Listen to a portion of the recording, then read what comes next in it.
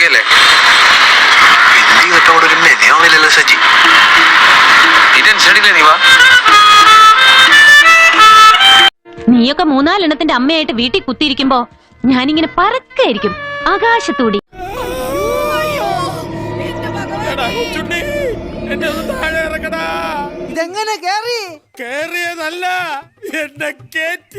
Our society is conditioned in a certain way.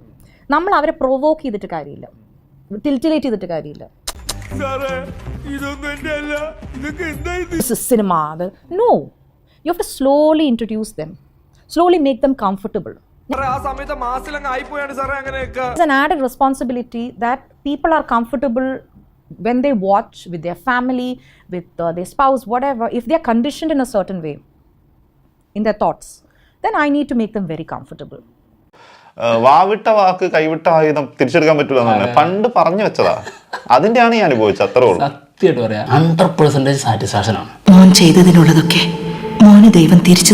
ടോക്സിക്കിന്റെ ഒരു video പുറത്തു വന്നിട്ടുണ്ട്. സമൂഹമാധ്യമങ്ങളിൽ വളരെയധികം നെഗറ്റീവായിട്ട് ഈ വീഡിയോ മാറുന്നുണ്ട്. അതിന് പ്രധാനപ്പെട്ട കാരണം അപ്പൊ നിങ്ങൾ ഊഹിച്ചില്ല, അതൊക്കെ ഊഹിച്ചെടുക്കണ്ടേ. യാഷ് ഒരു പെൺകുട്ടിയുമായി ലൈംഗിക ബന്ധത്തിൽ ഒരു കാറിനുള്ളിൽ ഏർപ്പെടുന്നതും ആ ദൃശ്യങ്ങൾ ഉൾപ്പെടെയാണ് ഇപ്പോൾ സമൂഹ മാധ്യമങ്ങളിൽ ട്രോളായിട്ട് മാറുകയും ചെയ്തത്.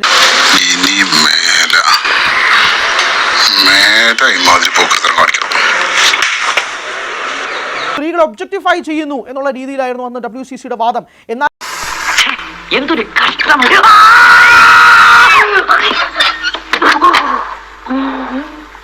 ഇന്ന് ഗീതു മോഹൻദാസിന്റെ സിനിമയിൽ തന്നെ സ്ത്രീകളെ ഒരു ഉപയോഗമായി മാത്രം കാണുന്നു.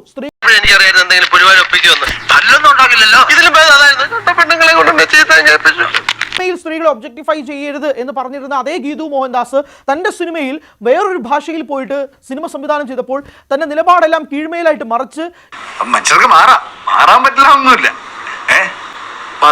ഇതേ രീതിയിൽ തന്നെ സ്ത്രീകളെ ഒബ്ജക്ടിഫൈ ചെയ്യുന്നതിനേക്കാളും കൂടുതൽ ഒരു സെക്ഷൽ ഉപയോഗമായിട്ടൊരു സ്ത്രീയെ കാണുകയും ചെയ്തു എന്നുള്ളതാണ് ഇപ്പോൾ വിമർശനമായിട്ട് ഉയരുന്നത്. അയാൾ എന്താ പറഞ്ഞത്? അയാൾ കാണിച്ചതെന്ന്. ഈ കളിയുടെ അവസാനം എങ്ങനെയാണെന്ന് സാറിന് വല്ല പിടിയുണ്ടോ? കഥ ഇനി അവസാനിച്ചിട്ടില്ല.